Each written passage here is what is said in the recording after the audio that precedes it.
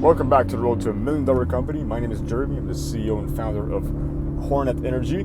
Today marks week 135. We've made, I think, right above 27 grand the past 7 days, which is fantastic. And so puts us on the month at right around 70,000, which is on pace for that wholly coveted first 100K month, which is great. June so far has been great in terms of sales. We're seeing a more even split in retail sales. I think May, which was our best month ever at 77.5K. There was, I think it was a 23% retail to 77% online. I think this month will be more like 60-40. 60 being online, of course. Online is always trumps. But yeah, sales are doing amazing. We're gonna hit. It's not, of course, not a guarantee. Nothing's guaranteed in business, but we should, if things are constant, hit our first $100,000 month, and so that'll be great for the business. It's a proof that we're getting somewhere. I think from my memory, $100,000 in a month puts us at, it makes us hover around that 1% of market share in Canada, which is a ridiculous figure to say. You'll often say stuff like, yeah, we're going to get to 1% of market share when you make a pitch to an investor or something, and you don't even believe yourself, really. Or you do believe yourself, but you think, oh, people, it's just a metric people just, throw around. But no, we're getting there, an actual percent of the market share. And that's why I'm excited for July, because, in July, we'll open our doors, open our horizons to the U.S. market. And the U.S. market is 17 times bigger than the Canadian one. By the way, I'm in the car, as you can tell. I just came back from the gym after a long day of shooting, so don't mind the, I'm sure you can hear some noise because I drive an old beat-up car. So that's the reality. Close to 100K this month in revenue, and I still drive a beat-up car, so yeah, that's life. So the US is 17 times, 17, which is 17, not 70, times bigger than the Canadian one. And of course, we're not going to get to 1% of the American market like that. It's going to take time. It's going to take effort. But we do believe we can get there. In Canada, we've tailored our place in here, and the markets are eerily similar. So we'll see what we can do. But 1% of the U.S. market share will be, if I'm not mistaken, 9 mil a month, which sounds crazy, but yeah, that's true. And I really think overall we can get to maybe 5% of the Canadian market share long term, and maybe 5% of the US, which would be a lot of fucking money. But we'll see. We're going at it day by day, and that's how we do. But I want to talk about an issue that, happened rather this week in the company. That's just kind of a general pain point for manufacturing businesses, because we do manufacture our own products, which are honey-based energy gels. We do manufacture them ourselves, and so we're scaling a lot. We're scaling fast.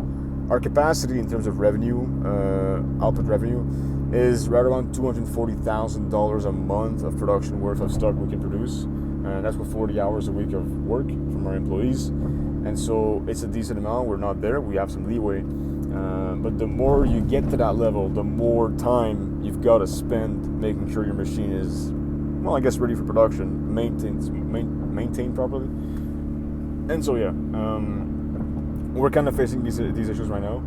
Our gels don't leak per se. What happens is we have this kind of defectuosity where the bottom right of our gel has the double sealing on the back end, and because it's a double sealing, it's double thickness, and our machine has a hard time sealing through it sometimes, but it doesn't quite leak. It's just there's a bit of it's like a honey drop, a single droplet inside the sealing, and when we place the gel inside of the box with shipping, that drop gets out. And so the customer, which is mostly for the retail clients that we get this, they see that little drop of honey. The gel doesn't leak. It's not full of honey. There's a single drop coming out. But still, that's not good. We do not want to be shipping out product that is not, it can't be perfect, can it? But as close as possible. And we can't guarantee, we can guarantee like our gels are 99% there, but the odd one will leak. And last week, or I think the week prior, we had a bad batch. That was entirely my fault. I didn't tell our employees precisely enough, like not precisely enough, but like some of the settings that we operate on, so the temperature of honey, temperature of sealing, all this kind of stuff is extremely precise. One more degree will change the whole production, this kind of stuff, right? And so I might have not had as much rigor as I should have had, and one of our employees decided to up the temperature of the honey. And so that small detail, believe it or not, made it so that we had more leaks than usual. And on a box of 24, you'd find maybe 1 to 3 gels that had a little drop, so like, you just kind of wipe it off. But still, it is an issue because one of our best, retail clients, which is our distributor based in Ottawa, they've had some issues because, well, they don't want to, be sending out product that, well, it's not leaking, but it is a leak. There's honey in the box. To me, that's not good enough, right? And so we're kind of in a situation where we have to spend the time to make sure our gels are good enough and of high quality, but we also are starting to run out of time to really make the gels as good as possible. So one way that we're going to mitigate that is hire more. We have one guy right now who's making the gels and making the box. He's doing everything by himself. He's our supervisor of production. And we've hired top down, right? So you could have hired operator first, to show him how it's done, and then hire like an operator or a director or supervisor to make sure everything is good. But we decided to do the opposite. So we hired top down. So we hired the supervisor / director first. We're paying him more. We're paying him an actual supervisor / director wage right now. And we told him when we hired him, the first 3 months, because we've hired him for 3 months now, will suck. You will be essentially an operator left alone, and you'll have to handle everything by yourself. And that was fine for the first 3 months because, well, we were making like between 40 and 77.5K a month, which is about a quarter, give or take, of our productivity maximum. And so it was fine. It was totally fine. But it came to a point where right now we're closing on half of production because we do also donate a lot of gels to events, runs, whatever, races. And so we're kind of facing this issue. So how we'll solve that is by hiring the operator finally. We are between two warehouses right now because right now we have our main warehouse in should I say that? Whatever. It's on the gel anyways. Saint Therese. We're going to move out soon. Our lease is ending shortly.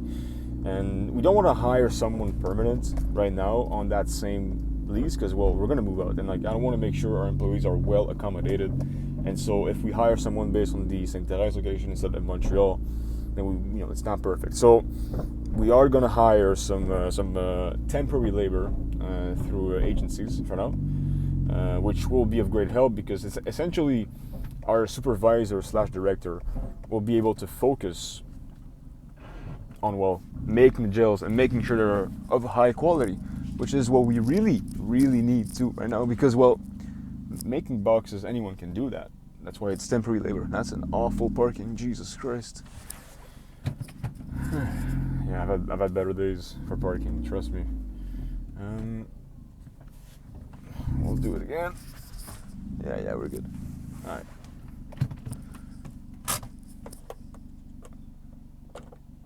Is that better? Not even. Anyway, so we're going to hire an operator now. So that what that will do rather is that we'll have the supervisor focusing on the actual quality of our gels and the actual quality of our product, and then have the operator to focus on, well, making the boxes. And it's a very simple solution. It's just a question of, you can figure that out easily. You don't need to be Einstein to figure this kind of stuff out. It's a question of like the constraints of growth and scale paired with that, solution. And so we're going to hire temporary labor with that. And that's going to help because, well, you'll have the time, our supervisor, to actually focus on the gels, and that'll be a great difference. He won't have to be late because sometimes after production there's still some gels left hanging in containers, which is, of course, sanitary, but not ideal because you want to make sure the gels are packed and stored away. We don't want to have a messy warehouse at all. And so that'll be a great help. And it's the start of something new. We'll have to start, implementing some hiring policies, but also training. I think training is the most important thing ever when it comes to employees. Like, no shit. Once again, you don't need to be Einstein to figure this out, but still, like, it's so important. Like, this mistake that was totally my fault. I didn't make sure that we had enough rigor when it came to, settings for the production, and that mistake alone could cost me 5 figures because I wasn't adamant enough on certain details. And that, now that I was training the first employee, now he will be training the second. I won't have as much of a direct access, so it's still even more reliant on how well I train the first employee. And these kind of contingencies are essentially what make or break the business. So, listen, we've gone through way worse, and still our gels are amazing. Like, we don't get that many leaks online with retail clients. We have about maybe like 2 a week, which is like less than 1%, which is decent. And once again, it's like 1 or 2 gels in the box 24 that have the little droplet thing. We're trying to fix it. We'll do our best, and when we do run with the right settings, it's a whole lot better. So we're getting there shortly but surely. But yeah, it's just business, really. That's what it is. But this will soon come to an end when we will buy our new machines. We're eyeing some machinery for the next couple of months, and these machines will be the best in the business. And once we do hire these machines, I'm about to sneeze. Top 10 YouTube moments. Anyways, so when we do get these new machines, this will essentially make our gels perfect, because now we're going to buy them from an actual engineering firm based here in Montreal, which means if there's an issue, I'm calling these guys up and they're showing up. So that'll be a great differentiator. And so I cannot wait for that.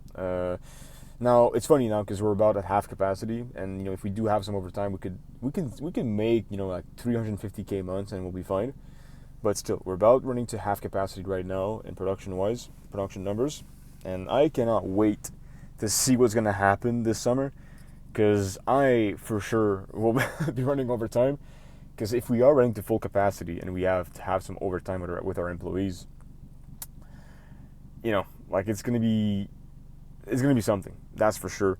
But that's our job. That's our job, to make sure we can get through that summer, scale as fast as we can, make as much revenue as we can as a business this summer.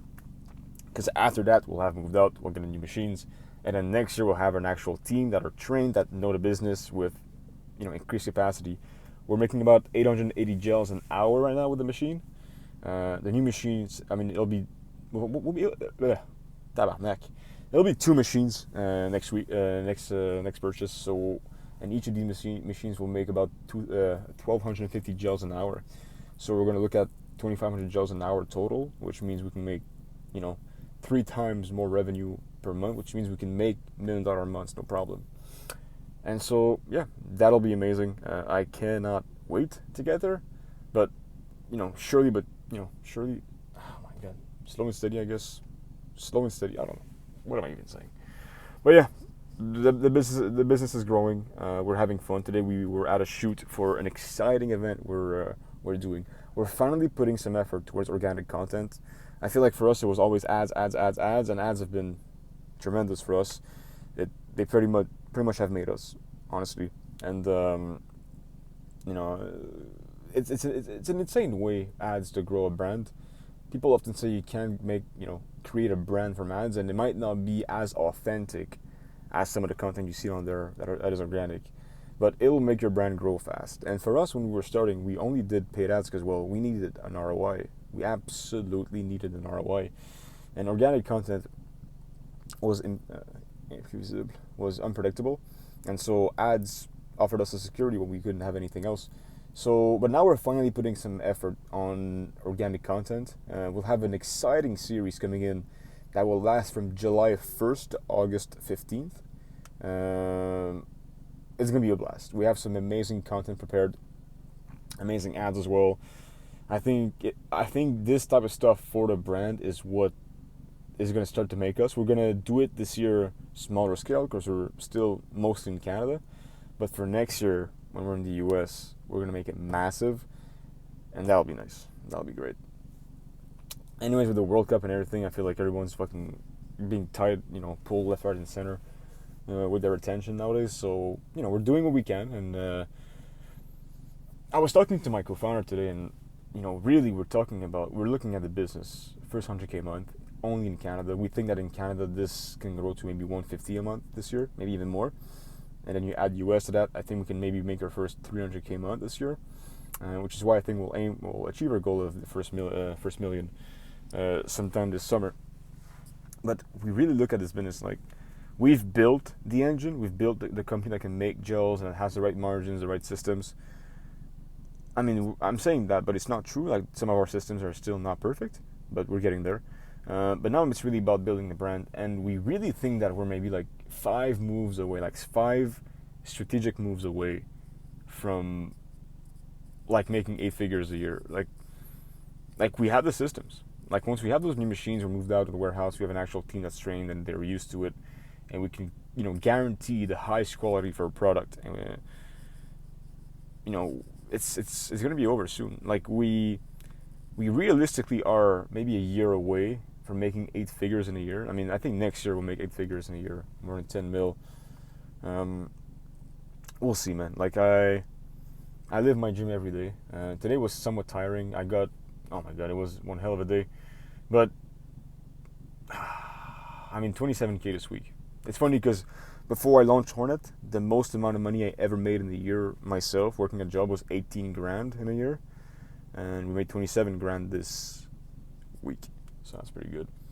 I'm getting old because I'm saying the same shit every episode. I think last episode I was talking about how we made a single day I was like 21K, which is true, and I was more than that, 18,000. So I'm kind of always like circling back to stuff.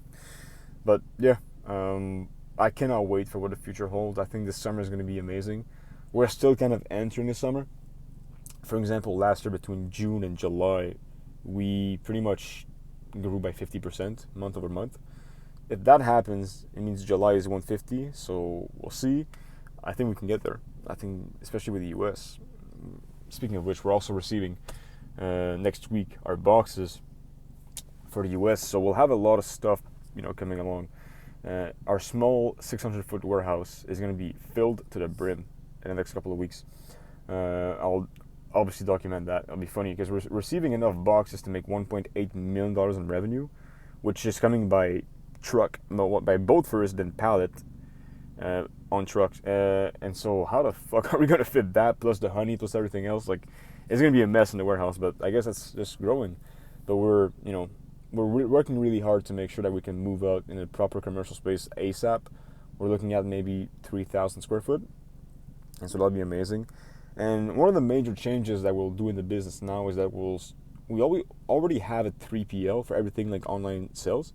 So e-commerce sales, subscriptions, whatever it is, like all these online orders, e-commerce orders, they're being shipped through a 3PL, but we still kept the B2B side of things ourselves. So everything retail, we kept the boxes in our warehouse and we just shipped them by hand.